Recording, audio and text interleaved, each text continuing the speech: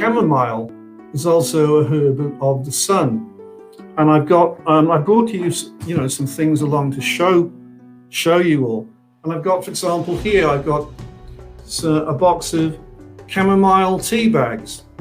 There's a lot of these herbs, as I was saying, they've got multiple purposes, and a lot of the herbs we use in our daily lives. And I could buy these chamomile tea bags in the supermarket here. I'm in Portugal, by the way. I don't think I said that.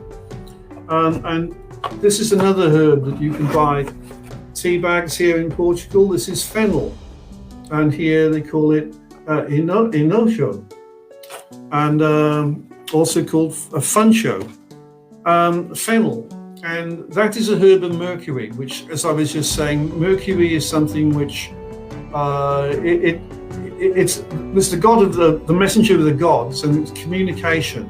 Fennel, right? I mean, fennel, it's got a beautiful smell, and I've got some here. This is not particularly very good fennel, but this is fennel. And like if I crush that, it's got that really strong, like aniseed smell to it. And when I say this isn't a very good one, this is because it's been very hot and dry here in Portugal. But in Britain and in cooler and damper places, you get like a nice yellow, golden yellow umbel flower. It has like really feathery leaves. And so it's a really pretty plant to look at. And you think, oh, look at that. And so that's the fennel plant. You crush a little bit of the leaf or the seeds of the flowers, and you've got that aniseed aroma.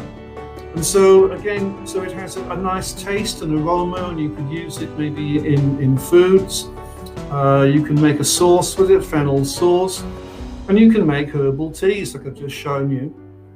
But so that's one, and that is a herb of Mercury because it communicates. And I've got here, this is some lavender. I know, and again, it's looking a bit rough because if you could see this in the spring, it's beautiful. This is French lavender, and it grows wild here in Portugal. And these are the old flower heads, and they're brown. But you know, in spring, early summer, this is like nice lavender, violet purple color to the flower heads, and the smell of lavender. A lovely herb. And again, it's got all those characteristics that communicate to our senses. We can smell the lavender. We can look at it. We see the purple flowers. We can crush it up. And we can use it for various things. For example, lavender has been used to repel moths. You put some lavender, say, in your clothing, in the wardrobe. So it's lavender. You can wonder, well, like, what are the characteristics of herbs of the moon? And often it was something to do with like round, because the full moon is round. So they decided that the water lily is a herb of the moon because, of course, it's got the round leaves. And also the water lily grows in water. And then there's a connection there, you see, because the tides are ruled by the moon. So some of the plants which are the herbs of the moon have got a connection with water, and that's how they decided they would assign them under the moon. One of those I've got here, this is a willow.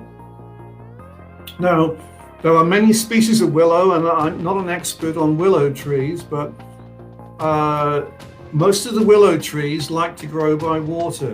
Of course, the most famous one being like the weeping willow. And here in Portugal, this willow that I've got here, it grows down in an area which gets quite sort of wet in the winter.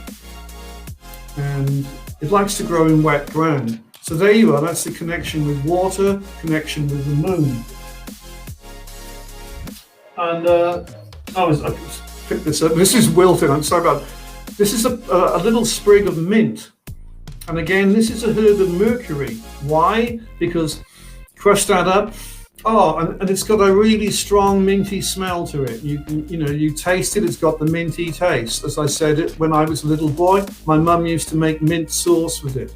You put it in your food, it gives a flavor.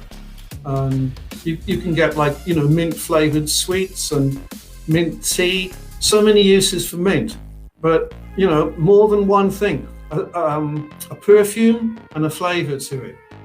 and they put it under Mercury, a messenger. I got one here, which this is rosemary, and again, now the rosemary, it's got a strong smell and a strong flavor, and you can use it for various things. So you might think, well, it's a herb of Mercury, but no, it's not. It's a herb of the sun. And that one, I had to think about that, and I thought, well, how is this a herb of the sun, you know? And I decided that it's because it likes to grow in a sunny climate, in a sunny place. Like the rosemary grows wild in Portugal and in other parts of the Mediterranean. It'll grow on a hot, sunny kind of hillside here. So that, I think, is why it was put as a herb of the sun.